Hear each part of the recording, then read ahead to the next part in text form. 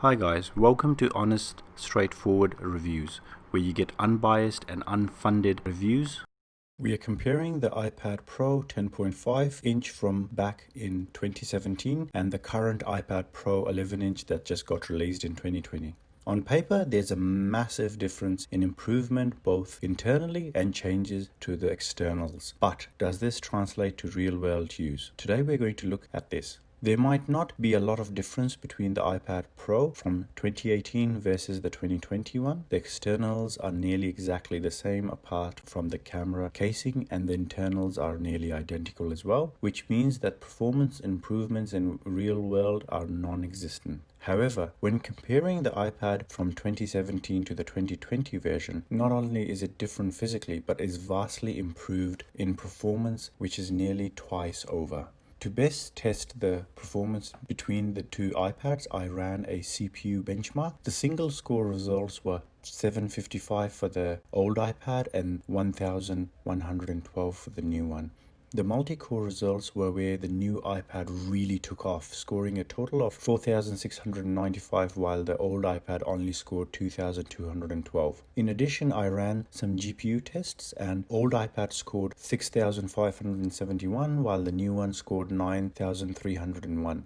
Biometrics is also different, where the new iPad uses Face ID, meaning it can use your face to unlock, while the old one uses Touch ID, meaning you can use your fingerprint to unlock it.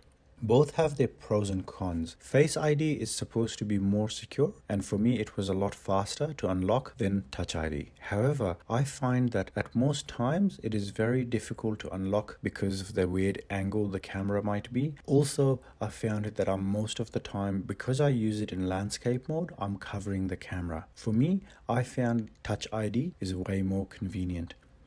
The camera has been improved as well. The old iPad had one camera which used a 12 megapixel wide lens with true tone flash. The new iPad houses a 12 megapixel camera just like the old iPad. However, it is complemented with a secondary ultra wide angle 10 megapixel camera. It also has true tone but has a LiDAR sensor for better augmented reality application. What this means is the new iPad can take 4K video at 60 frames per second while the old one only did up to 30. Slow motion video was recorded at 720p while it's been improved on the new iPad to 1080p, however still not 4K. The mic qualities have really improved on the new iPad compared to the old. The old one only had 2 microphones, while Apple boasts that the new iPad has 5 studio quality microphones.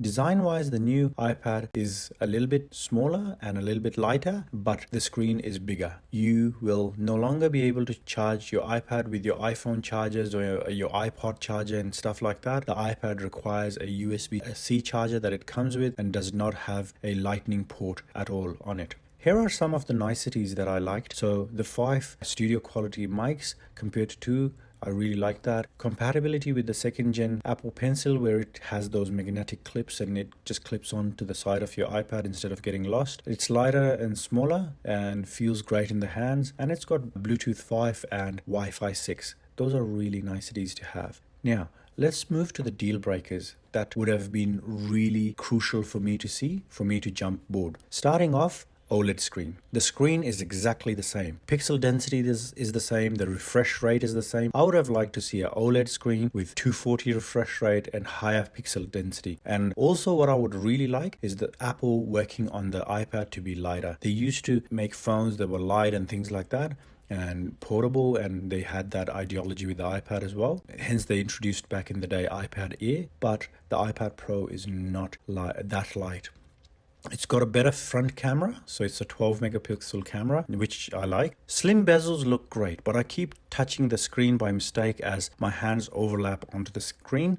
Having the camera on the side rather than on top, I kept blocking it with my hand as I used the iPad in landscape mode. No headphone jack was a deal breaker for me because I use the headphone jack for a lot of things, for recordings and things like that. I really miss that. I'm not a big fan of USB-C. I know a lot of people were waiting for it and they really enjoy it. Not me. The chip is exactly the same as the 2018 one, just has one of the cores that was disabled in the 2018 enabled. That was a cheap shot for me. Okay, let's move on to a verdict. For myself, I prefer and do not see the need to update to the newest iPad Pro, as in the real world use, I have not seen much of an improvement rather than the newer iPad being able to open multiple apps at the same time and keep them open. I have seen an improvement in games such as Fortnite, which take advantage of the 120Hz refresh rate on the newer iPad, but the old iPad can only do 60 refresh rate. Another reason that I would consider is that given the rumor about the iPad with mini LED being just around the corner, I would wait a little bit longer,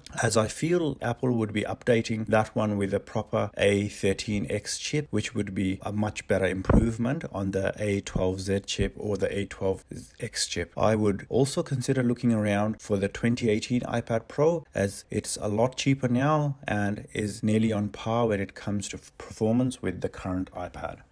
Thank you for watching. Enjoy your day.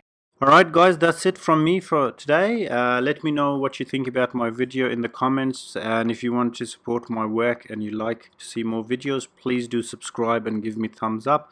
Hope you guys have a great day. Thanks.